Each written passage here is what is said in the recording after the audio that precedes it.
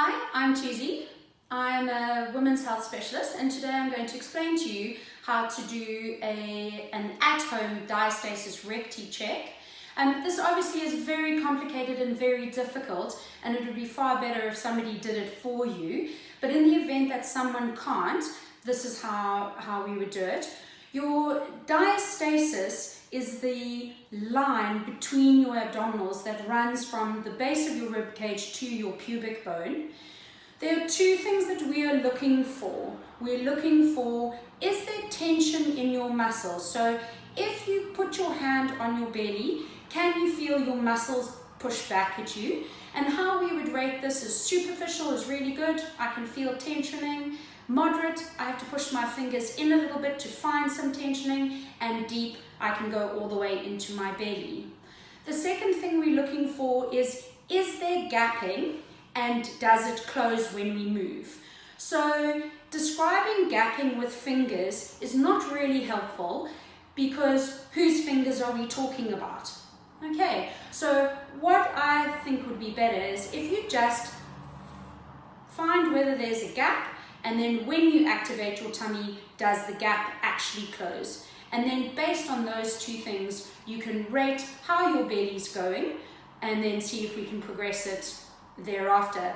We divide your belly into 3 bits, from the xiphisternum, which is the base of your rib cage, which is your upper abs. Then we do the umbilicus, which is around your belly button, and then we do your pubic bone. So when you would describe it to yourself, or if you described it to a health professional on the phone, you would go midway between the xiphisternum and the umbilicus. I have a gapping, it's superficial tensioning. Okay, so the test you want to do is definitely not in standing, because you have to engage your abs. So we're going to lie down on our backs. Okay, so I'm going to pull my tights down so that you have more of a view of my abs. So when we would start, you would first of all find the curve of your ribs, find your xiphisternum, and then very gently palpate or touch the whole way down the center line from your xiphisternum to your abdominals and then to your pubic bone.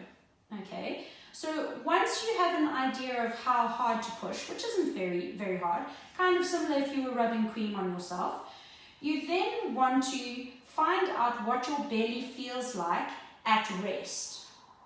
Then once you know what it's doing, is it superficial? Is there a little gap?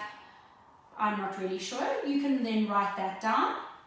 Thereafter, you think about engaging through your belly. Now, when you think about engaging your belly, what we want is a very gentle pelvic floor engagement and very gentle belly button to the spine. So there shouldn't be masses of movement. You shouldn't be gripping.